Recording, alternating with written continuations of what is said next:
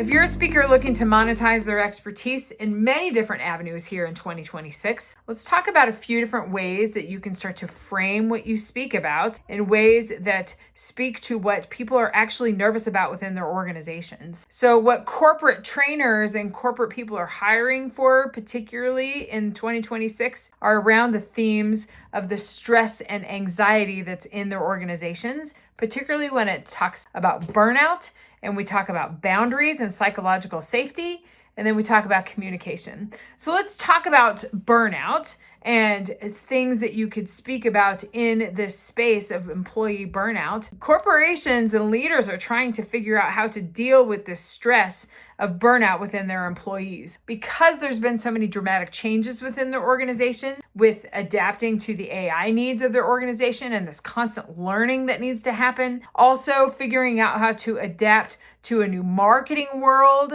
And as we automate new things, how do employees fit into this new economic structure and fit into the new structure within the company? There's a lot of stress around that. And it's creating a lot of burnout and a lot of anxiety within employees that really leaders are having a challenging time dealing with. So they're looking to bring experts in to talk about those things. So if you are a speaker that's speaking about mindset or speaking about emotional intelligence or speaking about resilience, using language that is tied to burnout and anxiety are ways that you can start to frame your offer and when you start to speak in front of other organizations. That's something that's going to continually be a challenge as we emerge into 2026, is the constant adaptation that we're going through. And so any adaptation, burnout, nervousness, anxiety that you can talk about and refer your programs around are all going to be very popular within this next year. Another thing that has emerged as a very popular topic within corporate America and corporate teams particularly is boundaries. And boundaries have to do with quite a few different things. You can look at the idea of emotional intelligence. That was a hot topic a couple of years ago within corporate America. Now we're looking at phrasing that more in, having emotional intelligence is one thing and teaching emotional intelligence is one thing, but really setting boundaries, whether they're psychological safety boundaries or physical boundaries, or even setting boundaries around your own position, around the role that you're taking on within the organization. Those are really important things to talk about. So emotional intelligence is one thing. Setting boundaries is another piece, because setting boundaries is actually activating the emotional intelligence and really teaching people how to deal with that. Not just you need to have emotional intelligence in this job. You need to be able to set boundaries for yourself to be able to create an environment for emotional intelligence. So we're looking at more of the why we're doing things, not necessarily the buzzwords of things that we need to be paying attention to. So when we talk about burnout and we talk about anxiety creating burnout, people are really searching for speakers and trainers that are addressing the why of these things. What's creating this anxiety? What's creating this burnout? What's creating this lack of boundaries? And what's creating this additional stress in our work environment? So as you begin to frame your presentation, if you're talking about mindset, or you're talking about peak performance in an organization, or you're talking about emotional intelligence in an organization, that's really where you have the opportunity to dig a little bit deeper in there and talk about the how we do that, which is creating boundaries. The psychological boundaries, the safety boundaries, the physical boundaries, even the boundaries of your work environment versus your home environment. Maybe it's the boundaries that you're setting for your team, as some are working at home and some are still working in the office. All of those things are really important because those are the how of how we're achieving this emotional intelligence within our employees. So think about phrasing some of your offers that you have for corporations in that way. The last thing that I'll talk about today about what corporate teams are actually anxious about is communication.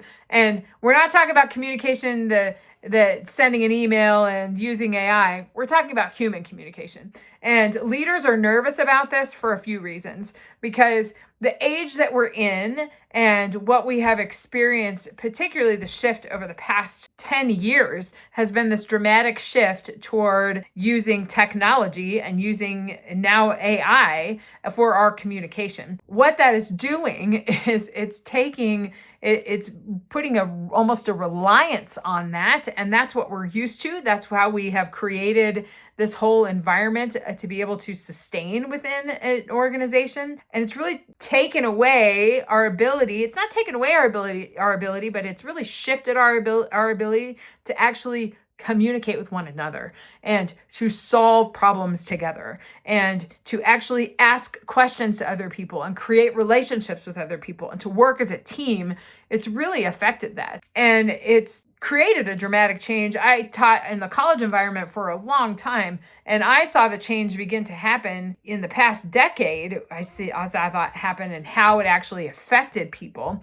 But even now, leaders don't have the training to deal with the communication and to deal with the human element of communication and how we can manage all of that together. So it's leaders' responsibility to think about their communication and how to help their communication skills, but they are also tasked with teaching their employees and their other people that work for their organization of how to communicate, because that's become a real challenge. So they're seeking people that talk about that human communication. How do we create that connection? I think of a class that I teach with small group communication, and it's not even about solving the complex problems. It's just communicating with other people to make those solutions relevant and to actually engage our different perspectives in that. We have to be able to communicate through those ideas. Another idea with communication is that a lot of conflict is tied into that. So people are frightened to communicate and actually have conversations because we're afraid of conflict. And so we get used to working on our own. We get used to using AI to be able to have these conversations. So that affects how we communicate with each other. With employees that we have within our team, it affects how we communicate with our leaders in our organization. All of that, if you have a communication environment that's not thriving, then your business is not thriving.